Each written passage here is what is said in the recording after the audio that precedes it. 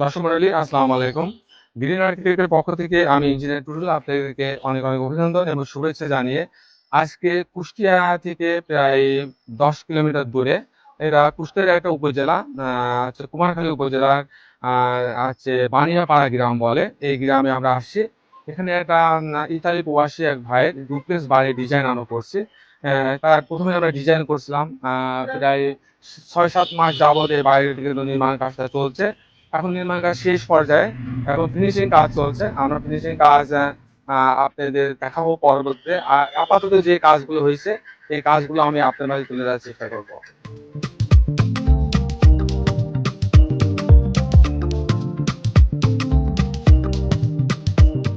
আপনি এত সুন্দর বাড়ি এই গ্রামের মধ্যে হইলো, আপনার অনুভূতিটা কেমন কেমন লাগছে এখন? ভাষায় প্রকাশ করা যাবে না। আমার কাছে অনেক ভালো লাগছে।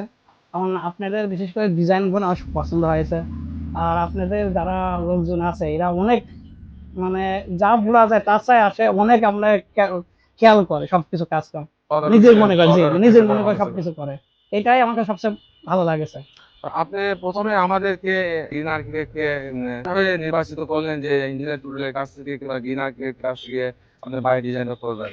হ্যাঁ, কারণ কি আমি অনেক জায়গায় খোঁজ খবর নিয়েছি আপনার সবকিছু অনেক সুন্দর, এমনকি আমি নিজে দেখছি নেটে কোনো ঝামেলা নাই। নিজের মনে করে আপনার কয়েকটা ডিজাইন জায়গায় আপনার যেটা পছন্দ ওই হিসাবে আপনি করে দেন। এখানে কোনো ঝামেলা নাই, এটা আমার কাছে সবচেয়ে ভালো লাগছে।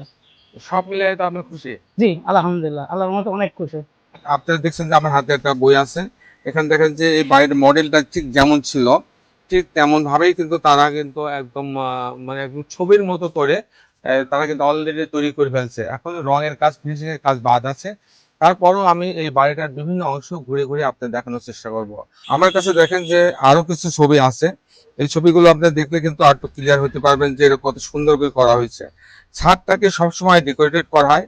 আমাদের প্রত্যেকটা বাড়ির ছাদটাকে আমরা অনেক ডেকোরেশন করার চেষ্টা করি এবং যাতে ছাদে অবসর সময় সবাই গিয়ে যেন কিছু সময় কাটাতে পারে। এই জন্য ছাদটাকে একদিকে যেমন আমরা ডেকোরেশন করে বসার জায়গা রাখি, আর দিকে পর্যাপ্ত গাছ লাগানোর প্রভিশন আমরা রাখি প্রতিটা ছাদে।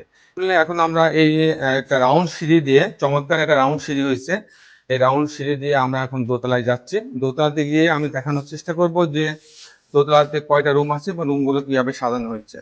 এখানে দেখেন যে একটা বড় একটা স্পেস, এখানে বড় একটা স্পেস, কিন্তু পর্যাপ্ত জানলা রাখা হয়েছে, আলো বাতাস আসে, যাতে পর্যাপ্ত আলো বাতাস এখানে এই অংশে আসে।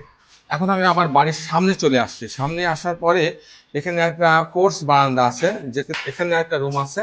এই রুমটা দেখেন যে বেশ বড় একটা রুম, এর সঙ্গে একটা বারান্দা আছে। এই বারান্দাটা দেখেন যে গ্রিলটা কিন্তু চমৎকার, একটা আলাদা একটা সৌন্দর্যপূর্ণ গ্রিল লাগানো হচ্ছে এবং দুই সাইডে দুইটা পিলার। এই পিলারটা দেখেন যদি আমি নিচ থেকে উপর দেখাই, এই পিলারটা কিন্তু অনেক সুন্দর কিন্তু কাজ করা হয়েছে পিলারটাতে, এবং তার উপরে একটা সুন্দর আর্চ করা হয়েছে। সব মিলাই কিন্তু বাড়িটা, এবং এখানে কিন্তু আরেকটা পিলার, সব মিলাই কিন্তু এই বাড়িতে বেশ কিছু পিলার দেওয়াতে বাড়িটার সৌন্দর্য কিন্তু বেড়ে গেছে। এই জায়গাটাতে হচ্ছে তারা বসবে, বসে সৌন্দর্য উপভোগ করতে পারবে।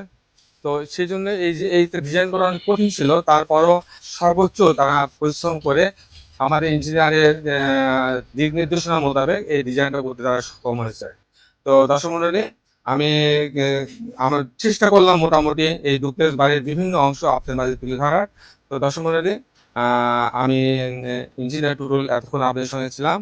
আমি আপনার কাছে এখন বিদায় নেবো। আপনারা ভালো থাকবেন। আগামী পর্বে আমি আরেকটি সুন্দর ভিডিও নিয়ে আপনার মাঝে উপস্থিত হবো। ততক্ষণ বিদায় চাচ্ছি। আল্লাহ হাফেজ।